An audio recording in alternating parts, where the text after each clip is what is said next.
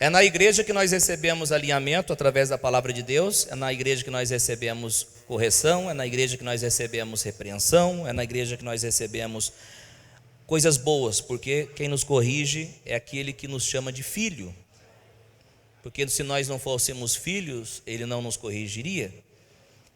E ele nos corrige porque nós somos filhos, e ele tem falado conosco, tem falado nos nossos corações. Para mim é uma alegria poder te ver aqui nessa sexta-feira. Graças ao Senhor, bom Deus, tem sido uma bênção todas as nossas reuniões. Se você não veio às tardes da bênção, eita, como é bênção. Realmente é bênção às tardes da bênção. Tardes abençoadas. Sextas-feiras também, e os domingos, aquela grande festa para o ensino da família. Tem sido uma bênção. Muito obrigado por você acreditar nesse ministério, acreditar e confiar também nesta obra, para a glória de Cristo Jesus. O título da mensagem desta noite é: mantenham-se no amor de Deus. Olha para quem está do lado e fala assim, ó, mantenham-se no amor de Deus. Quando a gente escuta esse mantenham-se no amor de Deus, a gente já imagina, preste bem atenção, ouça-me, a gente já pensa no amor ao próximo. Isso é bíblico, mas não é isso, não é esse amor ao próximo. Isso é bíblico, é verdade, devemos ter. Jesus nos manda amar como Ele nos amou, né? Aquele mandamento, ame o próximo como a ti mesmo, passou. Jesus disse, um novo mandamento eu vos dou, amem como eu amei vocês. Então nós podemos amar porque Jesus nos amou primeiro. Nós podemos doar, sermos generosos porque Deus foi generoso conosco. Nós podemos amar porque Deus nos amou primeiro. Nós podemos perdoar porque, eu já estou pregando, tem gente que não está nem dando glória. Nós podemos perdoar porque Deus nos perdoou. Nós podemos, enfim, todas as coisas nós podemos porque Deus, Ele já fez primeiro. O nosso texto base se encontra em Judas, Epístola de Judas, capítulo 1, que é um capítulo só, no versículo 21. Se você ouvir atentamente o início dessa mensagem, a introdução, então você vai entender a palavra. Então fique atento, não deixe nada roubar a sua atenção. Só lembrando que sexta-feira que vem, querendo Deus, nós estaremos aqui, não está confirmado, mas está quase, com a presença do pastor Gilberto Amaral, um grande amigo, e ele vai estar trazendo a mensagem, a palavra de Deus, na sexta-feira que vem. Então vai ser uma noite também muito abençoada. Vamos receber e honrar a unção que está na vida do pastor Gilberto Amaral. Já foi para a África, já foi para vários lugares aí como evangelista, como missionário, ministério de ensino, enfim, vai ser uma bênção. Então está avisado aí para você voltar e trazer mais um. Judas 1:21 diz assim a palavra do Senhor: mantenham-se no amor de Deus, enquanto esperam a misericórdia de nosso Senhor Jesus Cristo. Ou melhor, vou ler de novo. Mantenham-se no amor de Deus, enquanto esperam que a misericórdia de nosso Senhor Jesus Cristo os leve para a vida eterna. Mantenham-se no amor de Deus, enquanto esperam que a misericórdia de nosso Senhor Jesus Cristo os leve para a vida eterna. Em outras palavras, até que Jesus não volte e não te leve, mantenham-se no amor de Deus. Até que Jesus não volte e te leve, mantenha-se no amor de Deus. É importante a gente saber aqui que o escritor desta carta não foi Judas Iscariotes, aquele que traiu Jesus. O escritor dessa carta não foi ele. Também o escritor dessa carta de Judas não foi o Judas Tadeu, que foi um dos 12 apóstolos do Cordeiro. Pastor, se não foi Judas Iscariotes nem Judas Tadeu, que Judas é esse? Não precisa abrir, mas é só para a gente passar. Quando abrir eu vou falar. No versículo 1, na saudação inicial, no início, né, dessa epístola, o escritor ele se apresenta como o irmão de Tiago. Esse Judas escritor, ele se apresenta como irmão de Tiago. E quem é esse Tiago, pastor? esse Tiago, irmão de Judas, é o meio-irmão de Jesus. Então Judas, que escreveu essa carta, é o Judas, irmão do Senhor. Um meio-irmão, né? Porque eram filhos da mesma mãe, mas não eram filhos do mesmo pai. José era o pai deles e Jesus não teve um pai terreno, só o pai celestial. Maria não é mãe de Deus, Maria é mãe do homem Jesus. Deus não tem mãe nem pai. Alô? Então esse Judas é o meio-irmão de Jesus. Tanto Tiago quanto Judas, como os outros irmãos de Jesus, eles só creram na ressurreição, ou melhor, eles só creram em Jesus depois da ressurreição. Eles não acreditavam em Jesus. Não estou falando que eles não acreditavam que Jesus existia. Como que não acreditar? Era o irmão deles. Estou falando que eles não acreditavam em Jesus como o Messias, o prometido, aquele que viria para salvar a humanidade. Então eles só foram crer quando Jesus ressuscita ao terceiro dia. E quando Judas cita o irmão dele, Tiago, é bem provável que é por causa da situação, da condição, da posição de Tiago naquela época. Que por mais que ele não acreditava que Jesus era o Messias, só acreditou depois da sua ressurreição. Depois que Tiago se converteu, Tiago se tornou, depois de um tempo da preparação de Deus, se tornou um grande líder, um pastor da igreja naquele tempo. A data que essa epístola foi escrita pode ser sugerida aí de 70 a 80 depois de Cristo. E a grande pergunta é, depois desse pano de fundo que eu fiz, qual o propósito, qual o objetivo de Judas em escrever essa epístola? Qual o seu propósito? Propósito nós encontramos no versículo 3. Capítulo é um só. Versículo 3, Judas diz assim: Amados, embora, está aqui, amém? Amados, embora estivesse muito ansioso por lhes escrever acerca da salvação que compartilhamos, ou seja, essa salvação linda, maravilhosa que nós compartilhamos, eu queria escrever mais sobre ela, sobre o que pertence em Cristo às nossas vidas, mas eu senti que era necessário escrever-lhes, insistindo que batalhassem pela fé, uma vez por todas, confiadas aos santos. Então o propósito de Judas, ao escrever a sua epístola, a escrever a sua carta, foi para que os seus leitores batalhassem pela fé. Eu queria falar sobre a salvação, sobre aquilo que pertence a nós, mas eu vejo a necessidade de falar para vocês, crentes, batalharem pela fé.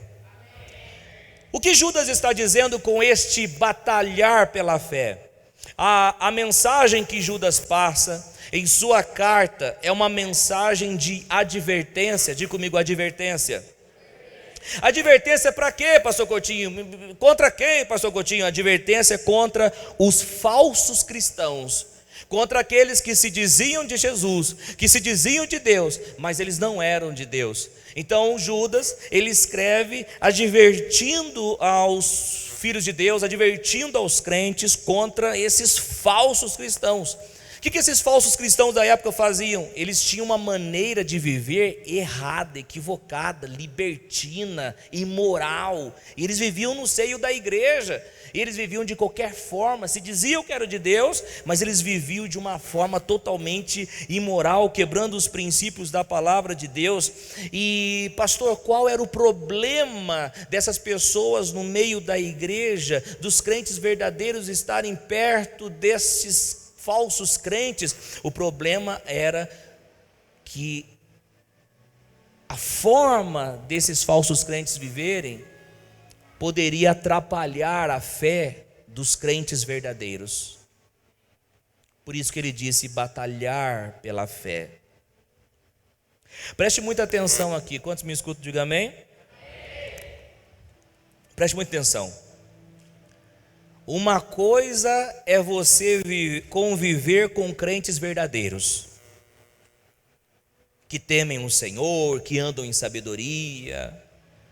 Outra coisa é conviver com aqueles que se dizem de Deus, mas vivem de uma forma imoral, vivem quebrando princípios da palavra. Sabe o que acontece? O que Judas está tentando passar, está passando, melhor dizendo, na sua epístola, é que a pessoa vai vendo aquele crente fazer um monte de coisa errada, ele pode pensar o seguinte: eu, crente, fiel, estou aqui renunciando às coisas erradas para servir o Senhor, e parece que nada de bom acontece comigo. Agora essa pessoa aí vive aprontando um monte de coisa errada e parece que nada de ruim acontece com ela. Vocês estão entendendo qual é o perigo? Se deixar os falsos crentes, Judas estava dizendo o seguinte, em outras palavras: se deixar os falsos crentes no meio de vocês, tome cuidado, porque a atitude deles, a forma como eles vivem, podem atrapalhar a fé de vocês. Tipo, eu estou buscando a Deus, estou sendo fiel, estou renunciando, mas esse cara se diz crente, faz um monte de coisa errada, isso pode atrapalhar, pode esfriar. Era uma advertência. Meu irmão e minha irmã, isso é um perigo. É perigoso. O desejo de Deus é que todos vocês cheguem à eternidade com Ele, amém? O desejo de Deus, não faz sentido você conhecer o Evangelho, recebeu a boa notícia e parar no meio do caminho. Não faz sentido você conhecer a Jesus e não ir para o céu. Todos nós, o desejo de Deus é que todos nós cheguemos à salvação eterna com Ele, todos nós. E é por isso que vem essas advertências, para quê? Para nos motivar, para nos corrigir, para quê? Para que a gente permaneça firme na fé, para que possamos então, quando Jesus voltar, subirmos com Ele. Se caso Ele não volte, se a gente vai embora antes que Ele voltar, que a gente possa ir diretamente ao terceiro céu, ao paraíso. É um perigo. É um perigo, pastor? É perigo. Se a gente ler 1 Coríntios capítulo 15, versículo 33, você vai entender, vai ficar mais claro para você o que o Espírito Santo quer nos falar. Não se deixe enganar. As más companhias corrompem os bons costumes. Bíblia, palavra de Deus. As más companhias corrompem os bons costumes. Judas está dizendo: cuidado, hein, com o que estão no meio de vocês. Cuidado, hein, que isso pode atrapalhar vocês. É por isso que pessoas que se dizem crentes, mas não são, vivem andando, dando um péssimo testemunho, por onde andam, dão testemunhos horríveis. É forte, mas eu vou dizer: não pode ficar no meio da igreja, no seio da igreja, porque é uma vergonha para o Evangelho.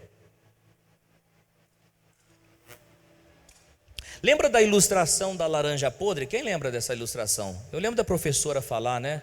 Cuidado com a laranja podre. O que é isso, pastor, da laranja podre? A laranja podre, se ela está perto das laranjas boas, o que ela vai fazer com as laranjas boas? Vai apodrecer as laranjas boas.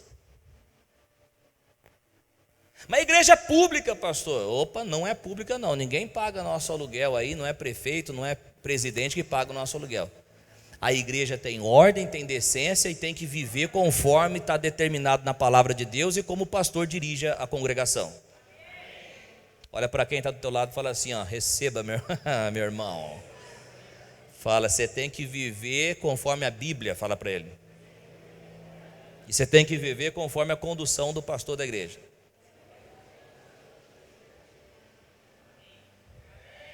Quem se coçou no banco aí, eu estou te vendo, hein? Vai manifestar já já. Está amarrado. Vocês são uma benção, vocês são lindos, cheirosos, meus lindos.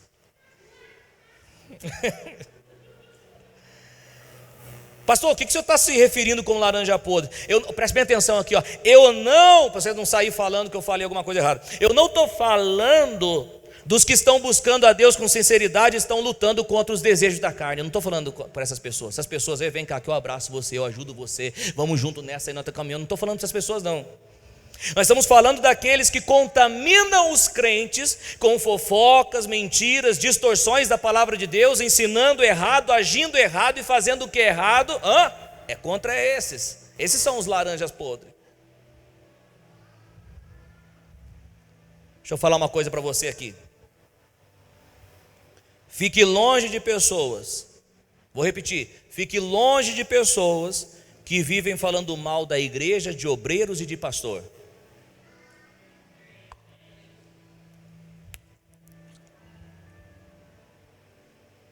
Sabe qual que é o objetivo dessas pessoas? Gente, eu estou na pegada de Judas aqui, ok? Amém? Assim como ele ensinou naquela época, eu estou aqui ensinando aqui você. Sabe qual é o objetivo dessas pessoas? O objetivo dessas pessoas é criar um descontentamento em você. E após um tempo do descontentamento, você sair da igreja. E se você sai de um lugar que não é para você sair, se você sai de um lugar onde Deus não te mandou sair, se você sai, não vai dar bom. A sua vida tem que ser dirigida pelo Espírito. Ouça uma coisa aqui, preste bem atenção aqui, hein? Para confortar o nosso coração. Escute.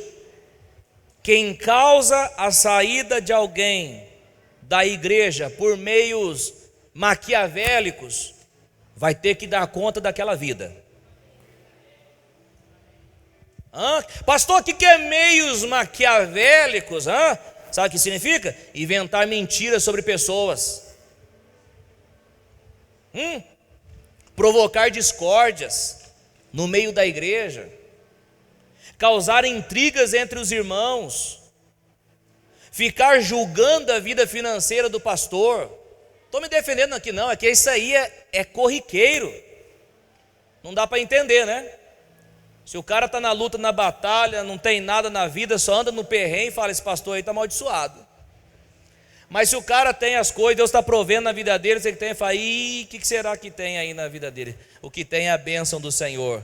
Porque tem vezes que você renuncia, tem vezes que você abre mão das coisas, chega uma hora que Deus fala, eu vou abrir as janelas do céu para a sua vida. E Deus falar, quando abre, Deus não quer, não nos acha mais bonitinho não, Deus quer abrir as janelas do céu também para a sua vida. Se você entra na mesma pegada, na mesma visão, então você recebe muita provisão da parte de Deus.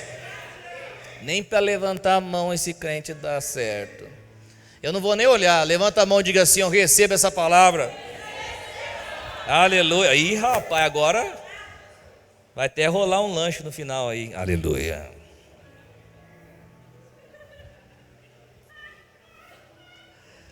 Gente, essas pessoas aí, e mais, essas pessoas aí, elas dão uma excessiva atenção para alguém, não porque está preocupado com essa pessoa, Lucas Medrado, mas ela dá uma excessiva atenção para mostrar que ela dá mais atenção do que o pastor, entendeu? Para a pessoa chegar e falar, opa, o pastor nunca veio em casa. Essa pessoa já veio. Sabe de coisa que já fiquei sabendo? Não daqui, de outros lugares. De pessoas sair de casa em casa, nunca faça isso, por favor. De sair de casa em casa falando mal do pastor, da igreja, de casa em casa. Ainda bem que a pastora foi sábia, falou o seguinte, se você continuar, vai rolar um processo aí em cima do você. Opa, aí ele foi de casa em casa pedindo desculpa e perdão. Mas é interessante como tem medo do processo do juízo humano e não tem medo do juízo de Deus. E como que o salmista diz, dura coisa é cair na mão do Deus vivo. Tem gente que tem medo de homem, mas não tem medo de Deus. Os seus olhos são como chama de fogo, porque aonde passa purifica. Essas pessoas armam intrigas, contendas entre os irmãos. Essas pessoas são um problema para ficar no meio da igreja. Olha só Provérbios 6,16, guarde isso no seu coração. Provérbios 6,16, nós vamos até o verso 19. Há 6 coisas que o Senhor odeia, 7 que Ele detesta. Vamos lá. Olhos altivos, eu sou o Master Mega Plus, está amarrado, rapaz. Língua mentirosa, mãos que derramam sangue inocente, coração que trama planos perversos, pés que se apressam para fazer o mal, vamos ver as coisas que Deus odeia, testemunha falsa que profere mentiras, e aquele que provoca discórdia entre os, diga comigo assim, ó, sangue de Jesus tem poder. Olha para quem está do teu lado e fala assim, não faz aí não, fala para ele. Se tiver alguém para você reclamar, reclame para o Senhor, fala para ele.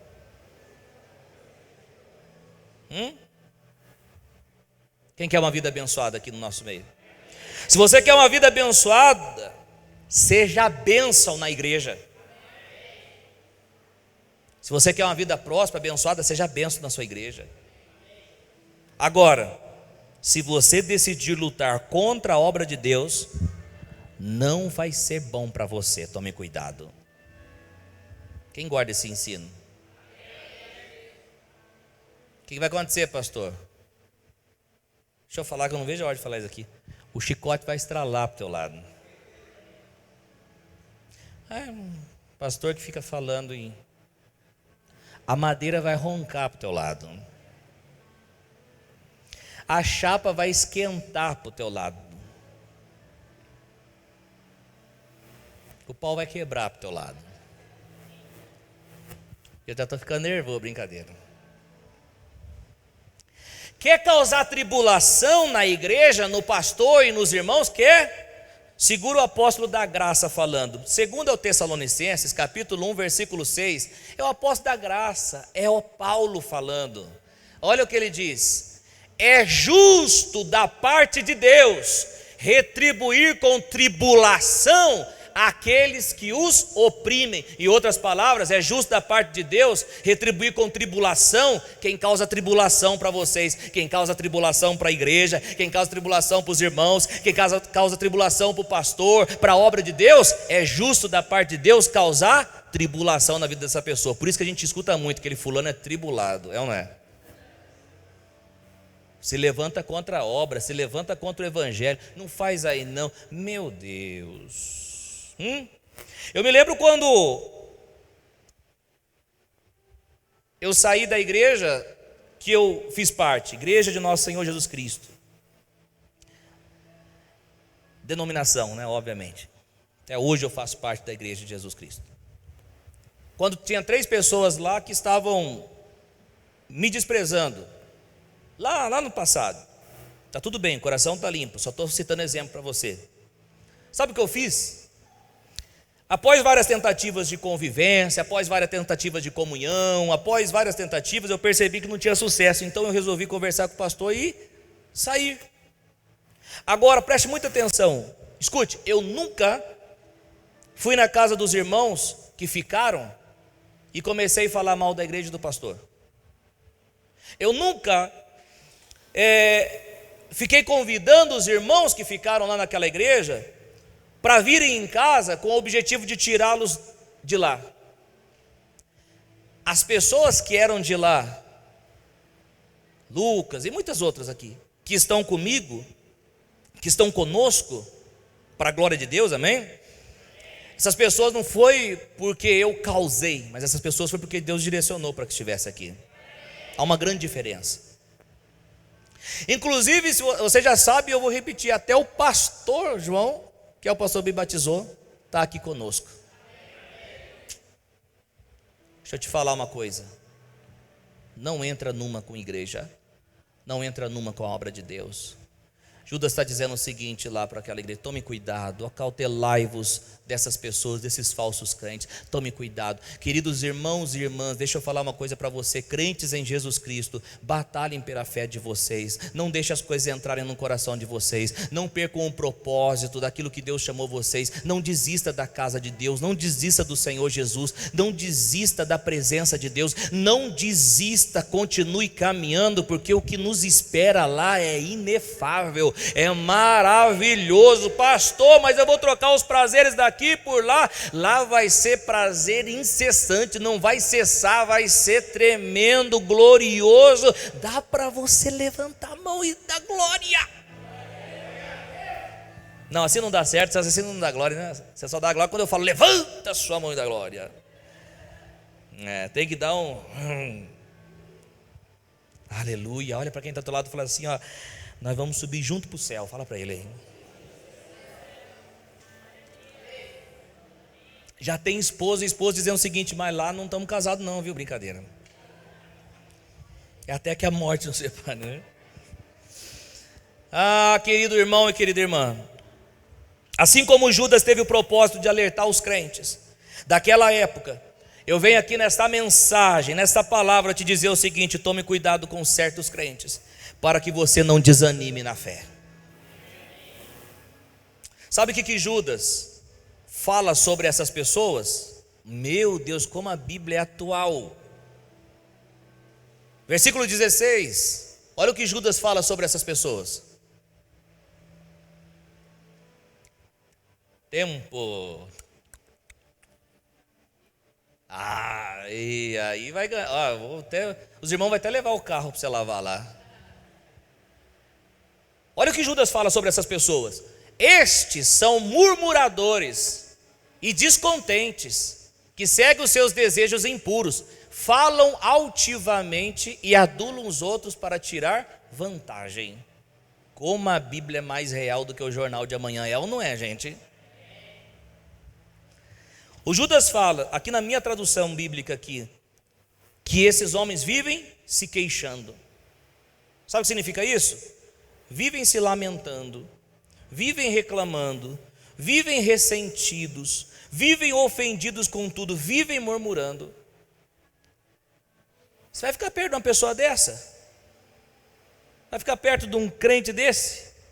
O que mais? Judas fala que eles são descontentes com a sua sorte. Na minha tradução aqui está assim: sempre estão insatisfeitos, irmão Jairo. Sem nada satisfaz, não tem o que você faz. Nunca estão felizes com nada. São descontentes com o louvor, são descontentes com a pregação, são descontentes com o ministério, são descontentes com o pastor. Sempre elogiam as igrejas de fora e critica. Pau na igreja dele de dentro. Está amarrado em nome de Jesus. Você não vai ser um crente assim não, está amarrado. Judas continua dizendo nesse mesmo versículo, que eles seguem os seus próprios desejos impuros. Sabe o que significa? Significa que tais pessoas não são dirigidas pelo Espírito Santo, mas pelos seus maus desejos. Judas também fala que essas pessoas são cheias de si. Isso quer dizer que essas pessoas se acham. Elas se acham mais bonitas do que as outras, se acham mais usados do que os outros, se acham mais importantes do que os outros, se acham melhores do que os outros. Tudo na Bíblia. E também fala que eles adulam os outros por interesse. Você pensa que a pessoa gosta de você, que a pessoa quer estar perto de você, mas na verdade é interesse. Você fica tão contente que a pessoa convida você para ir na casa dela, mas não é porque ela quer a sua companhia, mas ela convida você na casa dela para ter tempo com você, a fim de encher o teu coração com críticas sobre a igreja, sobre o pastor, para desanimar você, deixar você descontente e te levar à falência. Judas está dizendo: tome cuidado com essas pessoas. Judas está dizendo: tome cuidado com estes. Pastor, qual é o perigo, pastor, de tolerar essas pessoas? Qual o perigo de ficar perto dessas pessoas? Qual o problema, pastor? Opa, não entendeu ainda não? Você precisa entender que a sua fé está em jogo. Por trás há uma ação maligna por trás dessas pessoas. Para quê? Para destruir a sua fé. Satanás deseja assolar a sua fé, porque ele sabe que se isso acontecer, você vai se perder no meio do caminho. Quantos estão recebendo a palavra aqui nessa noite? Olha o que Judas disse no versículo 3 até o versículo 5. Olha só o que Judas diz: amados, prestem atenção, embora eu tivesse me empenhado muito para escrever a vocês acerca da salvação que compartilhamos, senti que era necessário escrever para encorajá-los a batalhar pela fé que foi confiada aos santos de uma vez por todas.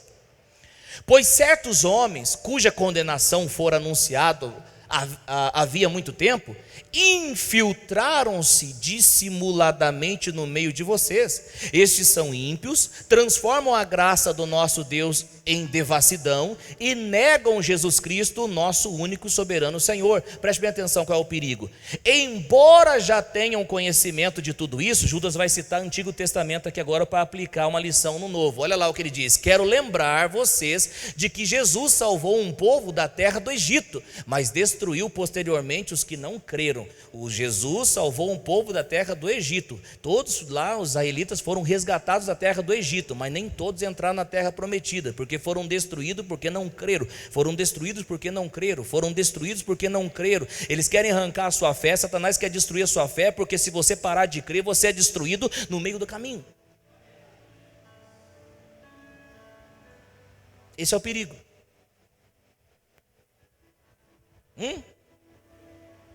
É fácil de perceber aqui que Judas está falando no versículo 5, que tem um risco enorme do crente que ficar perto desses falsos crentes abortar o processo de salvação.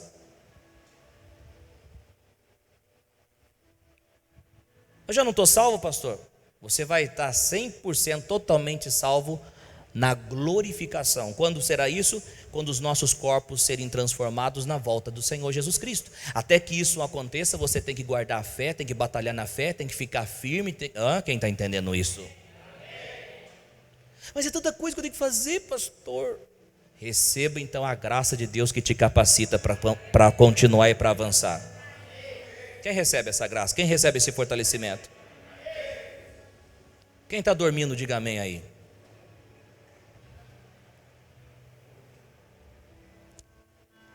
Pastor, e como suportar essas tantas coisas? Eu tenho que tomar cuidado para não cair em tentação. Eu tenho que tomar cuidado com tantas coisas. Tomar cuidado com falsos crentes que não estão apenas na igreja, mas estão nos nossos trabalhos, estão na faculdade, estão em todos os lugares. É tanta coisa, pastor, que eu tenho que tomar cuidado. Pastor, qual que é a recomendação bíblica para a minha vida, para eu ficar firme, para eu caminhar? É por isso que nós falamos aqui, iniciamos o nosso versículo base.